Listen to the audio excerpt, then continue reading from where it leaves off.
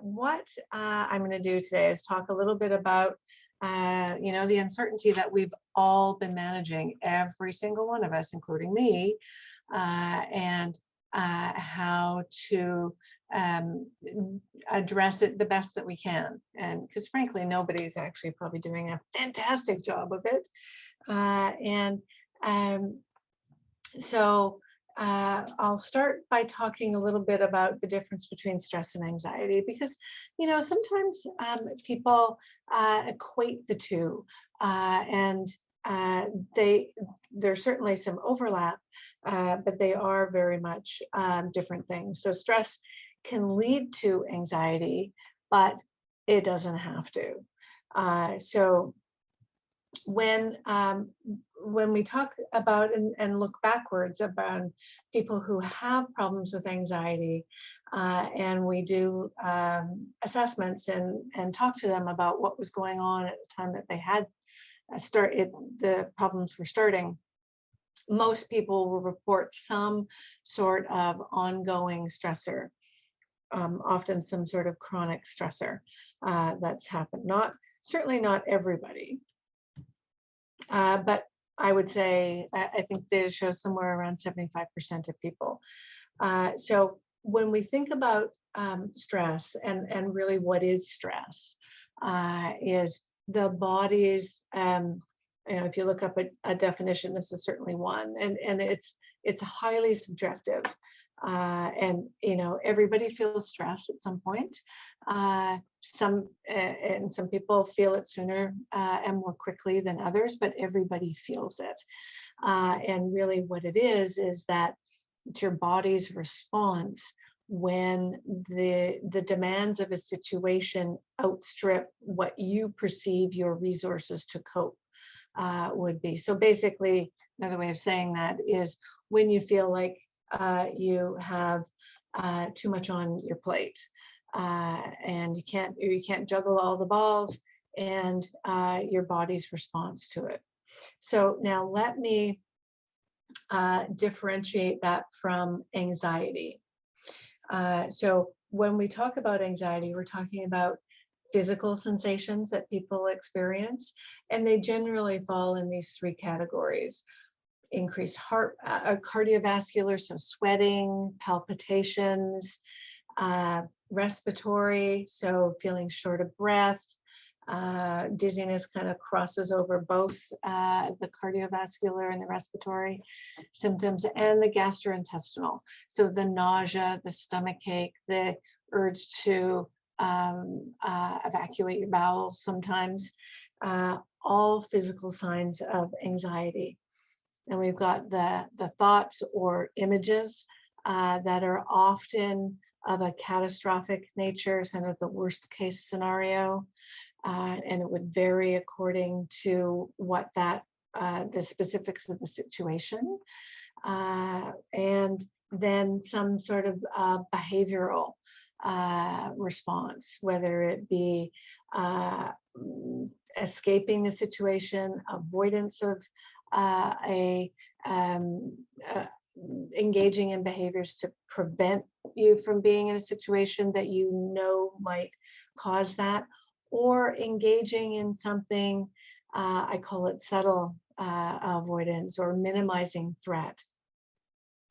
Things that people do to try to lower the threat without escaping. So for example, taking a safe person whenever you go out in case you have a panic attack, or going to the grocery store at very quiet times of the day.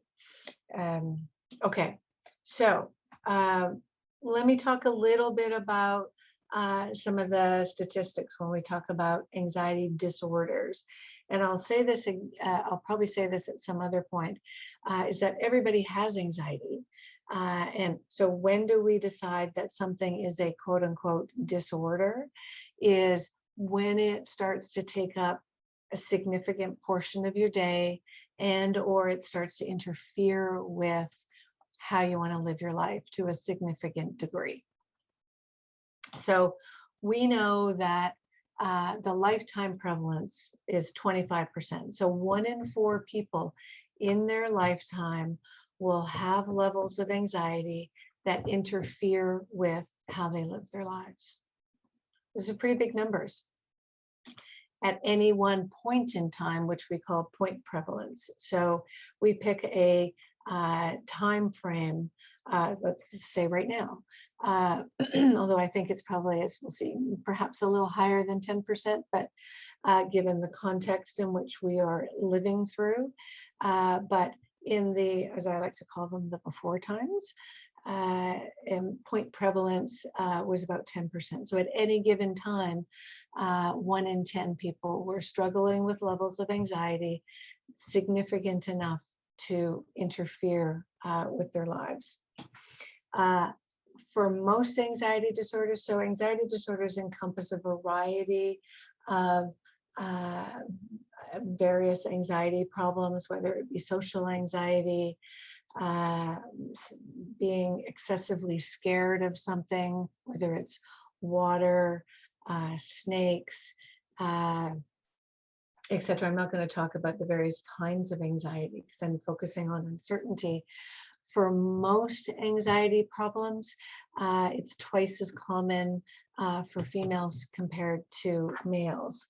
And the average onset is kind of late teens, early 20s. We know that in adults, approximately 10 to 15% of adults will have had an onset in childhood of their anxiety problems. So I wanted to have a little look at what COVID, this last period of time, was doing to how people reported anxiety. So these are some, I'm going to show you a few graphs that came out from the Center for Addiction and Mental Health in Toronto. And what they did is they took a random sample, and each one of those data points represents about 1,000 people that they selected randomly, and it is their self-reported anxiety. So they weren't interviewed by professionals, but they were just asked how much anxiety were they experiencing, broken down by age. So super interestingly, and you'll see that there's a bit of a pattern going through this, people 60 and above showing a little bit lower than the younger age cohorts. In the green, 18 to 39, and 40 to 59 is the red bar. And I think you can see it kind of looks, not surprisingly, like we had a little bit of a bump up around November 2020, you know, just kind of getting into the winter, going through the winter, getting a tiny little bit better as we're going into the summer and as vaccines are starting to take hold, although we can certainly see from case counts we're still problematic. But interesting for me when I looked at this that the 60 plus group, 60 years of age and plus, dealing with a little bit less anxiety. So when we look at gender, that females having a little bit more, reporting a little bit more moderate to severe anxiety compared to males. None of these are what we call statistically different, so they're not reliably different from each other. But if you look at the actual numbers, so remember a couple of slides ago, I was saying at any one given point in time, 10% of people are reporting an anxiety disorder.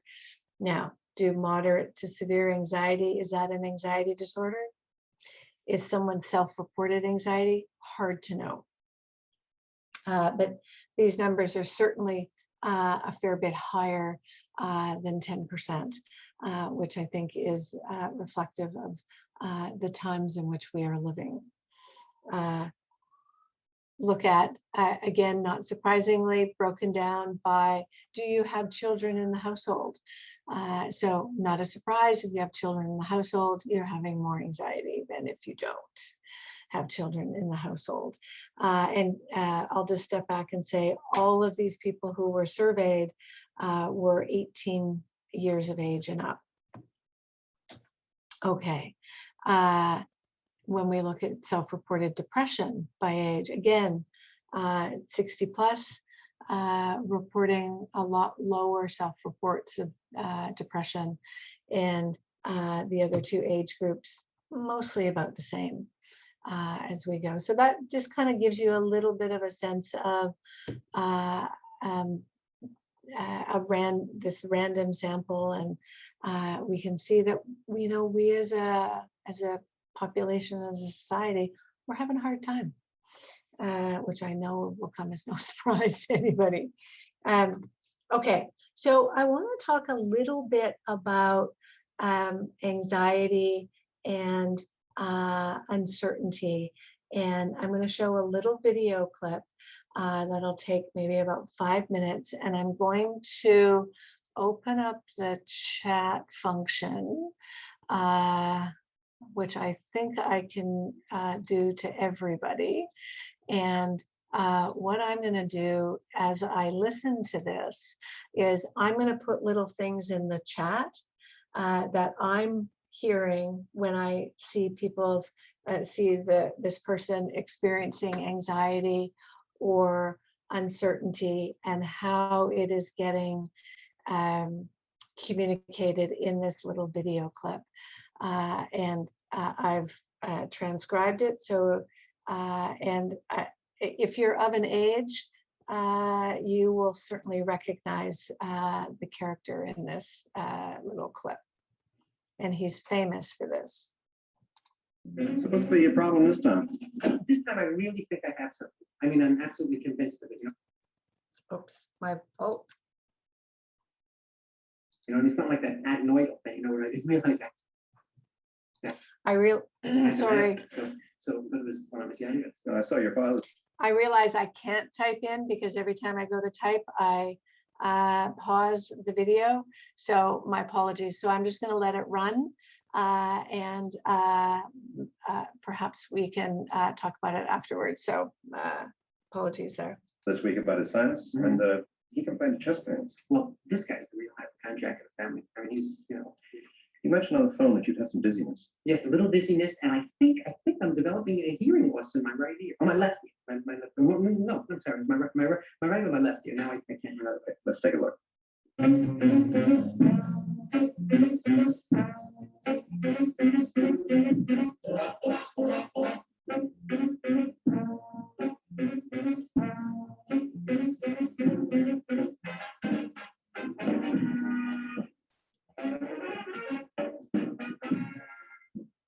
I'm sorry to say you have had a significant drop in the high decibel range of your right ear. Really? You've been exposed to a loud noise recently. A virus? No, I've been perfectly healthy. You know me, I always imagine that I have things. When did you first notice this? Well, about a month ago. What do I have? You've had some busy spells. What about ringing and buzzing? You notice any of that? Yes, now that you mention it, I have buzzing and also ringing and buzzing. Am I going deaf or something? And it's just in one ear. Yes, is it healthier to have problems in both ears? Ricky, what's the matter with you? You're all right. I feel dizzy. I don't feel well. You hear a ringing? Is there a ringing sound? Yeah. Here. No, not Hello? that. Yeah. We're gonna be working late tonight. No water out. Sorry. Yeah. If I have a brain tumor, I don't know what I'm gonna do. Don't have a brain tumor. He didn't say you had a brain tumor. No, naturally, they're not gonna tell you because, sometimes the weaker ones will panic if But you tell not them. you. Oh, God.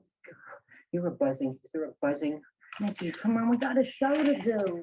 I can't keep my mind on the show. But there's nothing wrong with you. If there's nothing wrong with me, then why does he want me to come back for tests? He has to rule out certain things. Like what? I don't know, cancer. Don't say that. I don't want to hear that word. Don't mention that while I'm in the building. But you don't have any symptoms. I got the classic symptoms of a brain tumor. 2 months ago, you thought you had a malignant melanoma. Naturally, the sudden appearance of a black spot on my back. It was on your shirt.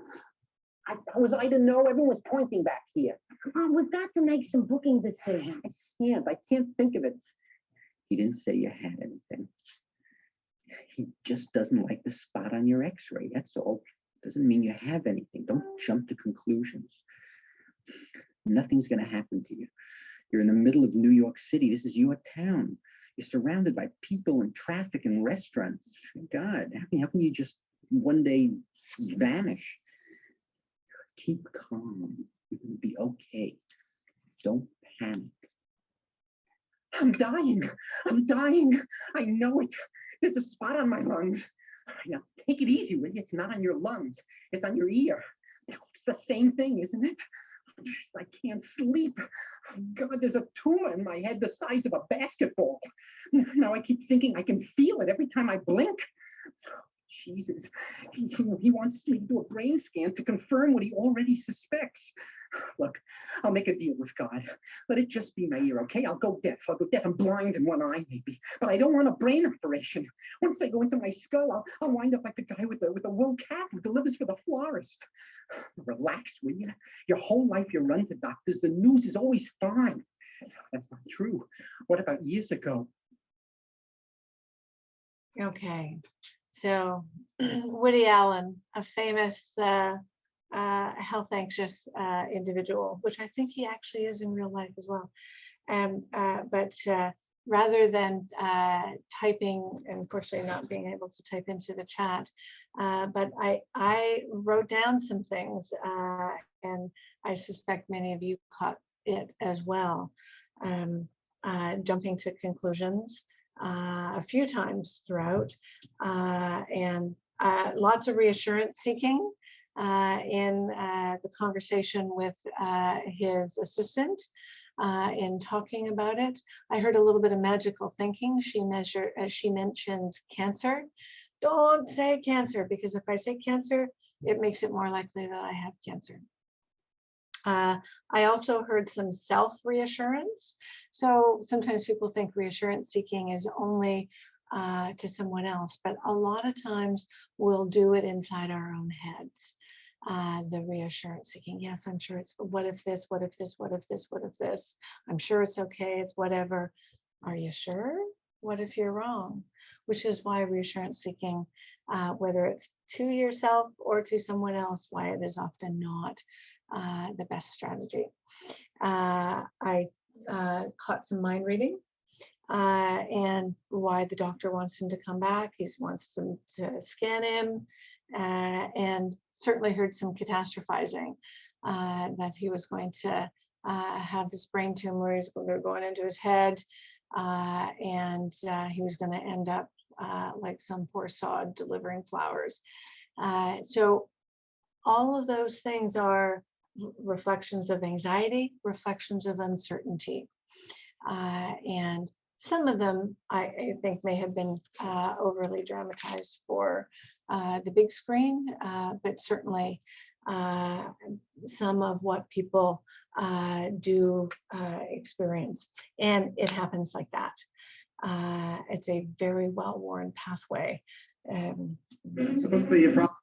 Okay, so let me jump ahead a little bit, or jump back a little bit, actually, to the beginning of our pandemic. And I was trying to have a little clip of this, but I couldn't find a decent one. But I certainly remember this. It was, in the very beginning of COVID. And I think certainly in Vancouver, we were having a bit of a heat wave, if I remember. Sadly, the beaches were full, and many people were experiencing frustration, including our Prime Minister, who told us to, in a very stern voice, enough is enough, go home and stay home. So now, if you're somebody with anxiety, and somebody who likes to avoid situations that make you anxious, that might have been music to your ears. In fact, I saw a number of people in the beginning, And I said, how are you doing? They said, great. I don't have to leave the house. I'm doing really well.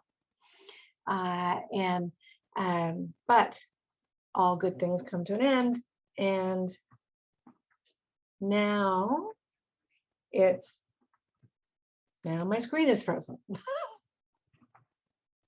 And now it's time to re-enter. And now we have the uncertainty of reintegrating. And those, it could be a variety of thoughts that people might have. I put one down. What if I have a panic attack and throw up? People are going to think I have the virus. Some people more concerned about the social aspect, and they haven't had to talk to people for a while. I've forgotten what it's like to make small talk. What if people think I'm an idiot? Right? Who hasn't gained a little bit of COVID weight? For some people, that becomes some of what makes them anxious to go out. I put on so much weight, people will think I'm a pig. What if I get COVID or I pass it on? And it could go on, and the uncertainty around re-entering and how to navigate that is what I'm going to talk about subsequently here. So the paradox that is anxiety. So I'm going to start by saying that fear and anxiety are normal and even adaptive in small amounts. So if we did not have anxiety as a species, or if fear and anxiety are slightly different things, I'm not going to separate the two, but suffice it to say, if we as a species did not have anxiety, we would be dead as a species. There is a piece of it in small amounts that's adaptive and stops us from doing silly things like walking in a suspect area of a city that we don't know down a dark alley, or picking up a snake, or for some people, walking a tightrope across Niagara Falls, although some people do that. So it's normal. It only becomes abnormal when it becomes too much or it's too frequent. And the common sense thing around anxiety, and this is often how people fall into the hole of anxiety, that if I feel anxious, it must be dangerous and I need to get myself out. Again, sometimes perhaps that's true. Oftentimes, if that thing is going off routinely, thing being your anxious alarm, then it might be working in reverse, as I'm going to talk about.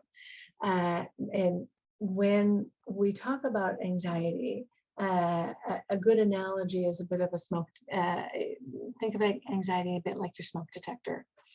That if your smoke detector is anything like mine, it goes off at times when there's nothing wrong.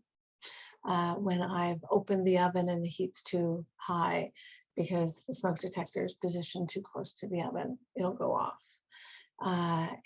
Or if I've burned toast, it'll go off. But I would never dream of taking it out and not replacing it, because I want it to go off when I need it.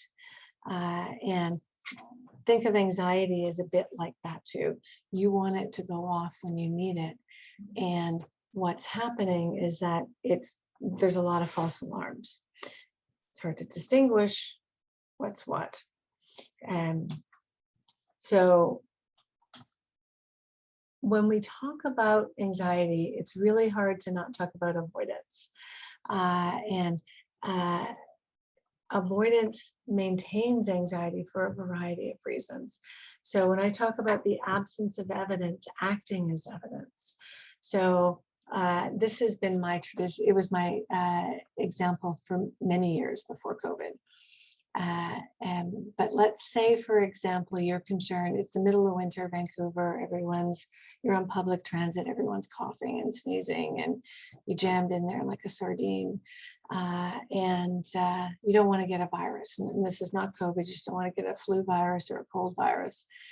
And so one way of dealing with it is you're going to wear gloves.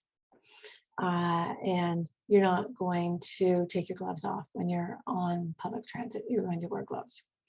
And lo and behold, you don't get a virus. What will you attribute that to? In all likelihood, wearing the gloves.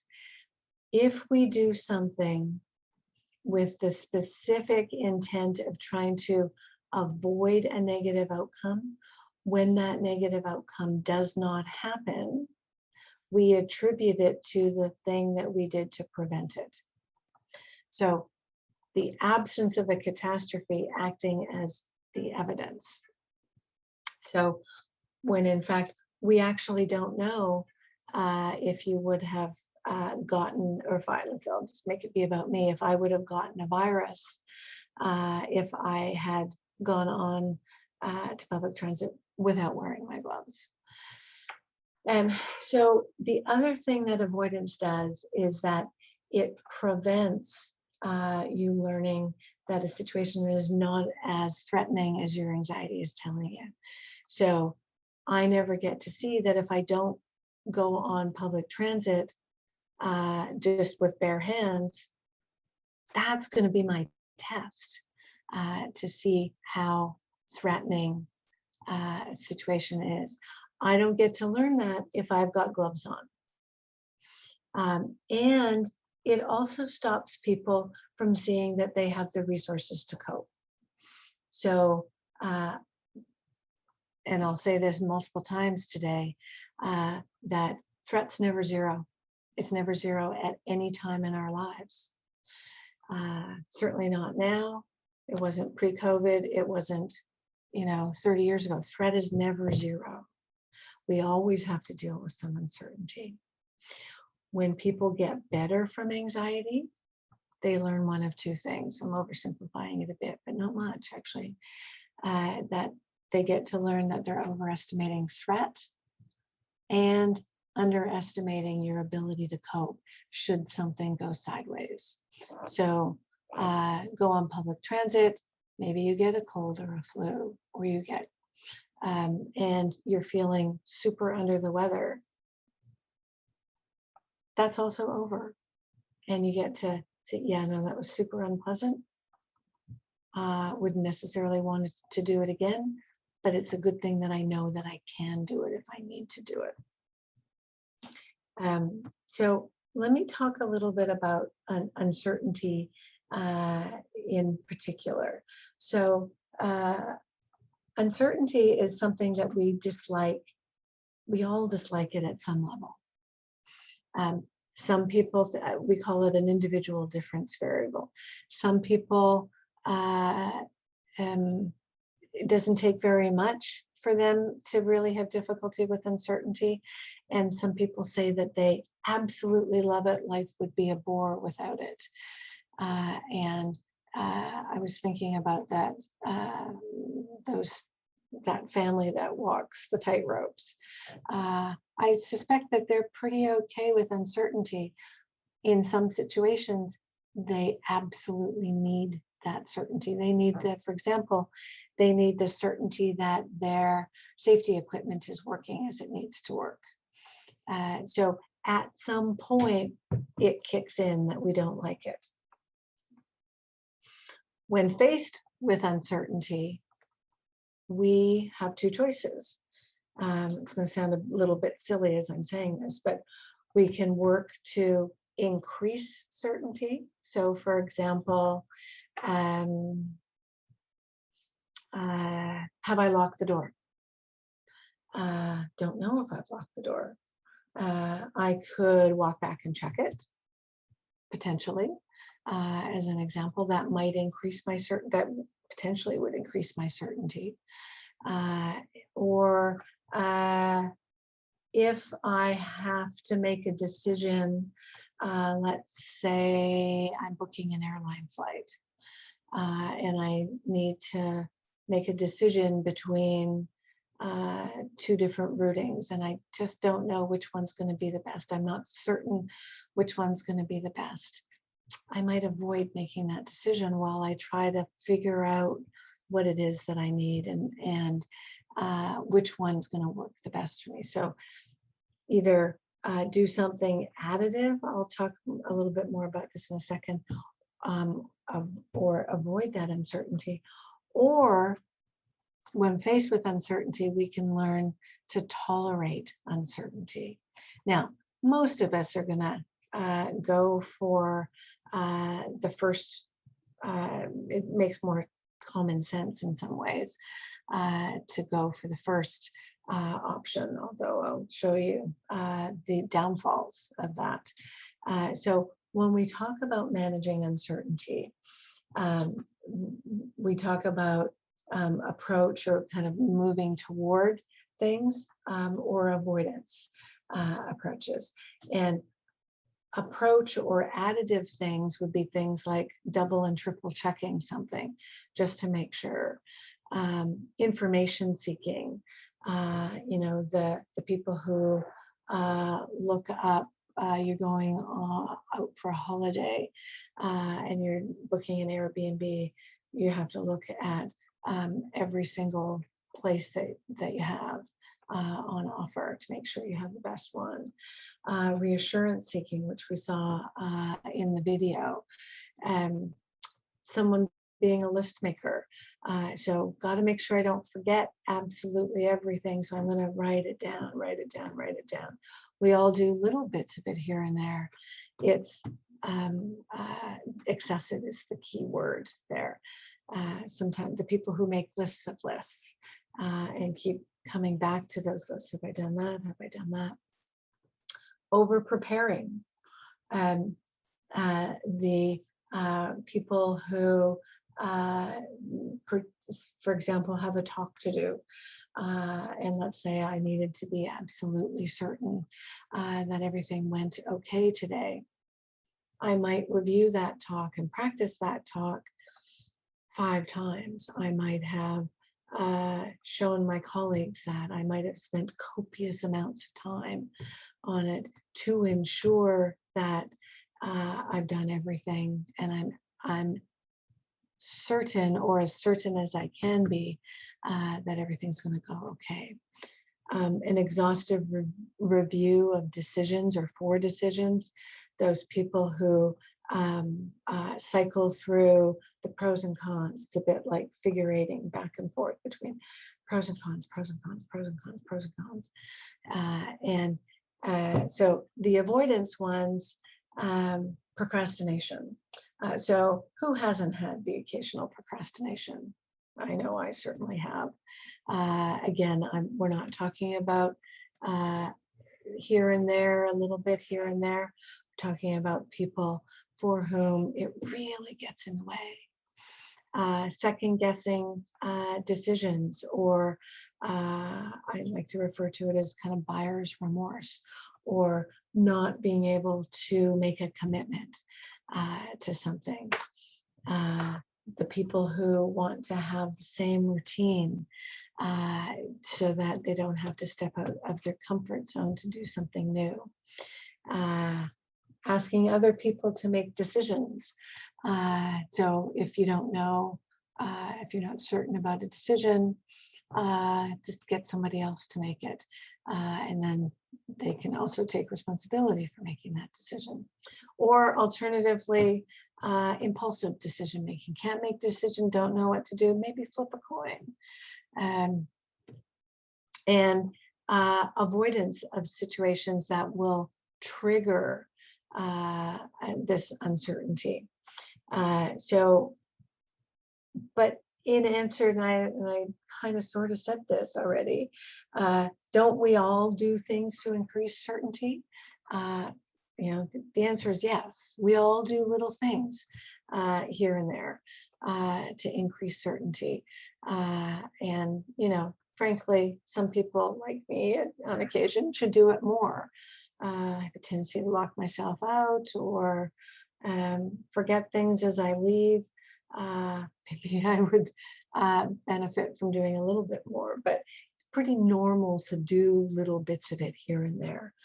But when we think about the qualifiers, frequency, big one, and why they are done or the context behind it.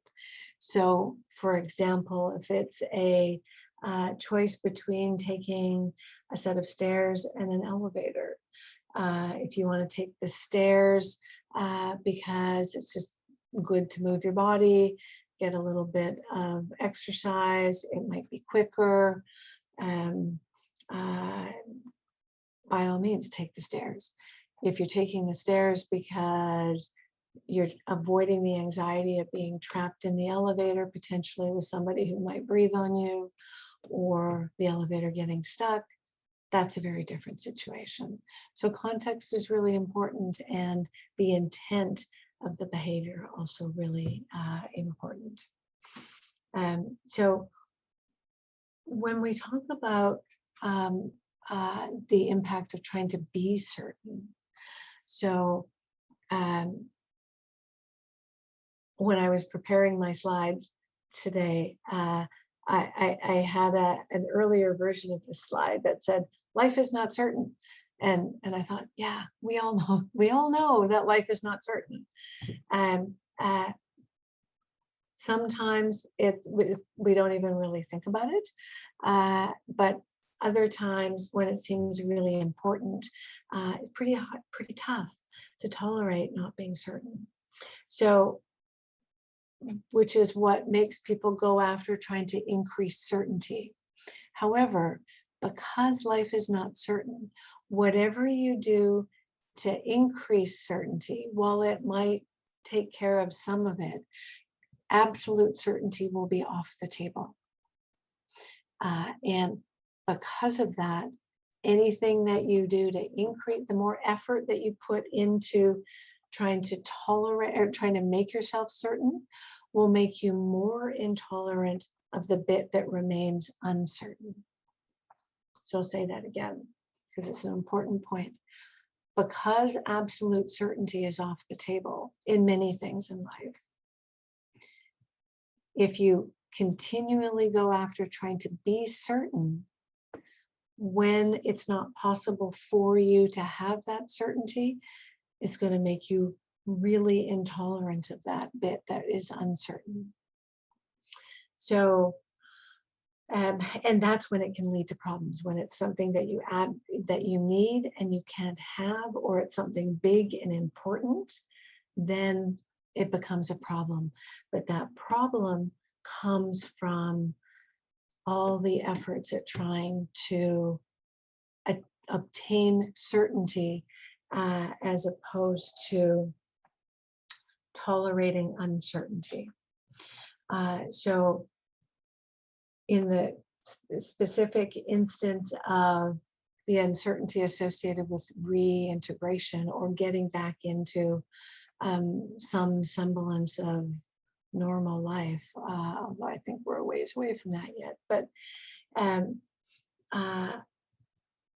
think about another paradox, and so much about dealing with anxiety and uncertainty is paradoxical, is counterintuitive, is that short-term pain for long-term gain. So doing things that will make you anxious and that will help pay off the dividend of not having anxiety or dealing with uncertainty so much in the long run. So I'm fond of saying to people, if it makes it worse in the short run, so if it makes you anxious in the short run, it's better for the long run. If it makes it easier in the short run, it's worse in the long run. So, as my mother used to say, everything is kind of bass backwards. And so I'll say here, let public health be your guide and not anxiety.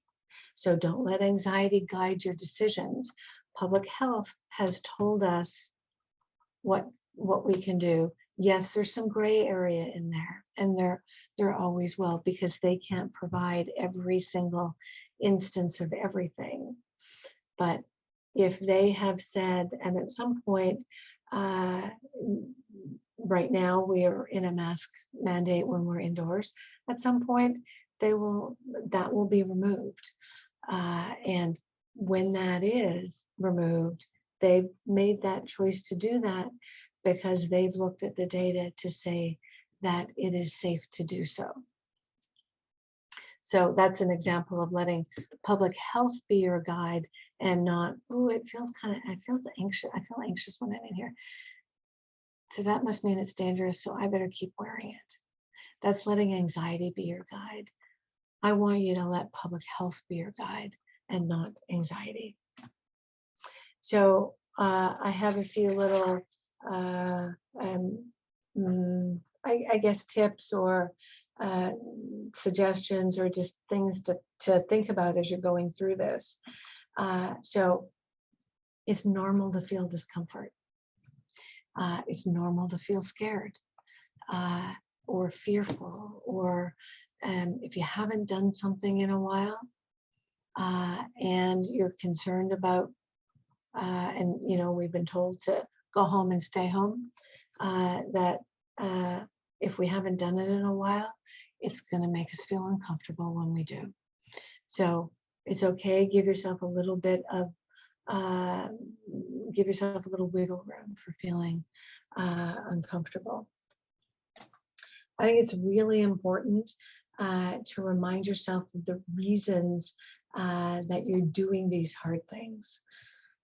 So your motivation, whether that's being a good coping model for your children, whether that's wanting to reconnect with family, whether that's wanting to have some diversity again in your life and reconnect with friends. It's a really good idea to have those things set and ready in advance so that when the hard bit comes, you have those little reminders there of, oh yeah, right, this is why I need to do this. And anxiety and uncertainty will make us think about what we have to lose. What if I get COVID? What if I look like an idiot? What if I have a panic attack? What if I start stuttering in front of somebody because I'm just not used to talking to humans anymore? Whatever it is, it will usually make us think about the negatives. What do you have to gain from doing it? Those aren't thoughts that generally and naturally populate our brain in these situations, but I still think it's a good thing to actively remind yourself, what do I have to gain here? Oh, I get to see my friends, or, oh, I get to have a meal that I'm not cooking, that I'm eating out in a restaurant, or that I get to have some potential semblance of life in the before times. And so think about the good that can come from it. Okay, so identify the predictions in advance. So these are just some of the things that I've thought about that people might predict in a situation, that an uncertain situation that you're re-entering. And a lot of them will start with what if, what if, what if, what if, what if. So identify them in advance and then start to challenge them in advance. So identify that thinking trap. So if we go back to Woody Allen video, identify the catastrophizing. Are you treating a prediction as a fact? The jumping to conclusions, which is X in my slide here. X is one possibility. What are the others? Do you know X to be true? Do you know that you have a brain tumor? Are you 100% sure that the doctor wants you to come in to brain scan you? Is the thought that's rolling through my head, is it based upon how I feel as opposed to the facts? Am I letting my emotions reason? I feel anxious about this thing that is uncertain because I haven't done it in a while. Does that mean that it's dangerous? All things to do to challenge, and do it ahead of time. Do it in advance. Because if you have, and I think it's actually even okay to write them down and carry a little index card just for a little bit, not forever and always. The first few times that you go into a situation, it's okay to have a little cheat sheet right there, because those are the thoughts that'll be rolling through your head when you're in the situation. And then maybe at the other side of the index card are some of the challenges that you've and ways you've reframed some of those anxiety-provoking thoughts. It's a bit tough for all of us to think in more logical ways when we're anxious. So if you have them written down the first couple of times, that helps you kind of get over the hump, and then that card goes out. You don't want to keep it all the time, but it's fine to have it for the first few times. And then when you go into a new situation, bring the card back out again. Or it might be a new card because the predictions might be a little bit different. So putting yourself in feared situations. So as I was saying earlier, avoidance maintains anxiety. It stops us from making accurate predictions of threat, and stops us from seeing that we could cope if something does happen to go sideways. Because avoidance maintains anxiety, needing to expose yourself to uncertain situations or feared situations is a necessary step. There's no way around fear. To get over it, you have to go through it. There are ways, though, of doing it which I'll talk about here in just a little moment. Think about, because I've been talking about seeking certainty and how that's the kind of the common sense thing to do, and versus what we want to do is to tolerate uncertainty. Think about them as opposing muscles. If you are using one, you're not using the other. And if you've been avoiding a lot, you've got a really well-developed certainty muscle and a super weak tolerating uncertainty muscle. And so the goal then is to increase that muscle to tolerate uncertainty. And like with any, think about it like a muscle. If you were going into the gym to build muscle, you wouldn't start with 50-pound weights. You might start with 5-pound weights.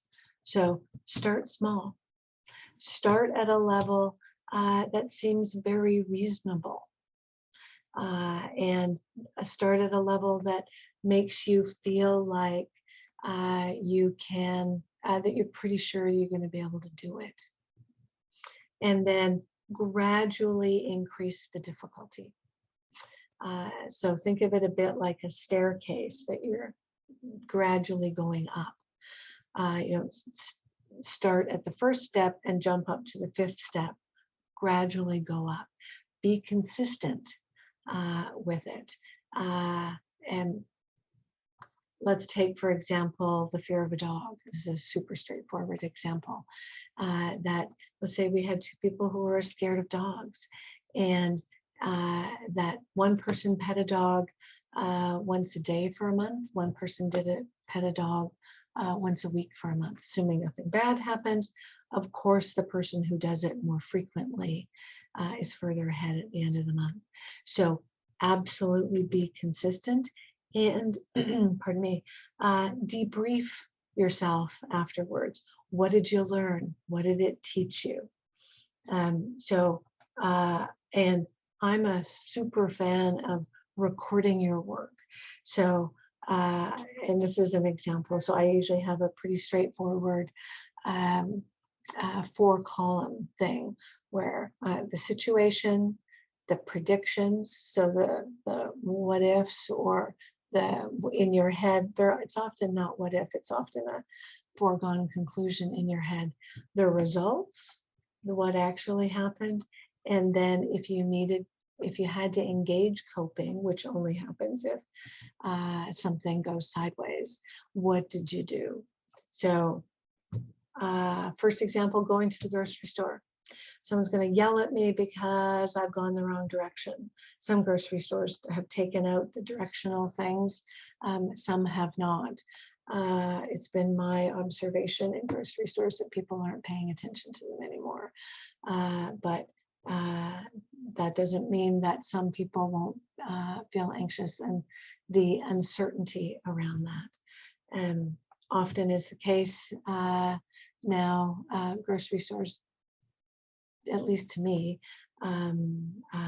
feel a little bit closer to what they were like, aside from the fact that everybody's wearing masks, that people are not so much looking at each other, but looking at the aisles and what they need and what they have to get next. So might be a pretty common outcome that nobody even looked at me or nobody said anything to me. Don't need any coping. Parents are having a really understandably challenge at the moment sending kids to school, and virus circulating in the classrooms, and they'll get COVID or some other virus. It's not uncommon at the moment to get notices from schools. There's been an exposure in your classroom or in your child's classroom, or being told that your child needs to isolate, and therefore you need to isolate with your child if they're of an age. And for sure, that is disruptive. There is no question. I'm not trying to minimize this at all. Is it something that forever changes your life? Try to decatastrophize that event. And I'm not trying to say that bad things don't happen, because they do. And I'm not, trying to be Pollyanna-ish about this, because bad things do happen. They just happen a lot less frequently than what people's anxiety and uncertainty are trying to convince them otherwise of. There we go. Watch for negating. So negating is the explaining away a positive outcome. So my classic example, socially anxious individual goes out on a date and it goes well. And the socially anxious person says, well, they're just being nice to me. So takes that positive outcome, turns it into a negative by negating it, by discounting it. And it is one of the reasons that anxiety maintains. So watch for it. It's pretty common. I've written a couple examples here. I got lucky. It could still happen. Watch for it and push it away own your successes. Be compassionate with yourself. Facing uncertainty is hard work. Doesn't matter what it is, doesn't matter the amount that it is. If it's hard for you, doesn't matter if it's easy for somebody else. If it's hard for you and you're doing it and you're trying, then you deserve to be compassionate with yourself. You deserve to give yourself a pat on the back. Getting better and coping with uncertainty or coping with anxiety, unfortunately, it never looks like this. 2 steps forward, 1 step back is often the way. And being able to be your own cheerleader or a cheerleader for somebody else. Often we're much more, we have much higher standards for ourselves than we have for other people. But think about if you would be a cheerleader for somebody else, you need to be a cheerleader for yourself too. And congratulate yourself for having and facing uncertainty and your all the effort that you're going to put in. Remind yourself of the reasons that you're doing it, and the efforts, and congratulate yourself not so much on success, but your effort at achieving it. There's a couple of books. A lot of what I've said today you'll find in a few books. My colleague that I work with, Dr. Melissa Rebishow, has done a beautiful job in writing about it, and very clear. And if you feel like you want some additional resources, for sure, these are certainly 2, not the only 2, but some very good options. And also Anxiety Canada, an organization that I feel extremely proud to have co-founded in 1999, and has loads of information. And the Mindshift CBT app, free download, loads of good information in both. So I thank you very much for your time. And I never get over the fact that it's odd that I can't see anybody and I'm talking to my red dot on my computer, but I do very much appreciate your time and attention. And I think it's Q&A time. So